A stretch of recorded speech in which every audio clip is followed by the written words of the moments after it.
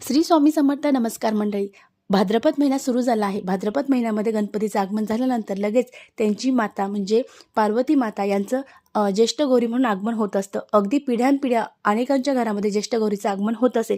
आता तुमची देखील इच्छा असेल की आमच्या घरात सुद्धा ज्येष्ठ गौरी यावी, पण तुमच्याकडे पिढ्यानपिढ्या किंवा तुमच्या कुटुंबात नसेल बसत, तर तुम्ही हा अगदी साधा आणि सोपा उपाय करू शकता. आता तुम्ही मुखवटे किंवा ज्येष्ठ गौरी नसेल बसवत, तर तुम्ही आज आपल्याकडे अन्नपूर्णा असणार आहे. अन्नपूर्णाला आपल्याला पाण्याने, दुधाने, पंचामृताने अभिषेक करायचा आहे. त्यानंतर आपल्याला धान्याने तांबणामधून अन्नपूर्णा काढायची आहे, स्वच्छ पुसून घ्यायची आहे. एक स्टीलची किंवा पितळाची तांब्याची प्लेट घ्यायची आहे, त्या खाली स्वस्तिक काढायचं आहे. स्वस्तिक काढल्यानंतर अन्नपूर्णेला त्यात ठेवायचं आहे आणि आपल्याला तांदूळ घ्यायचे आहे आणि मोठे तांदूळ अंगावर टाकायचे आहे. असं केल्याने आपल्या घरामध्ये अखंड धनधान्य राहणार आहे. आपल्या घरामध्ये कधी धनधान्याची कमतरता राहणार नाही. या व्हिडिओ आवडला असेल तर जास्तीत जास्त माहितीपर्यंत शेअर करा. अन्नपूर्णा यांची जर पूजा केली तर आपल्या घरामध्ये अखंड धनधान्य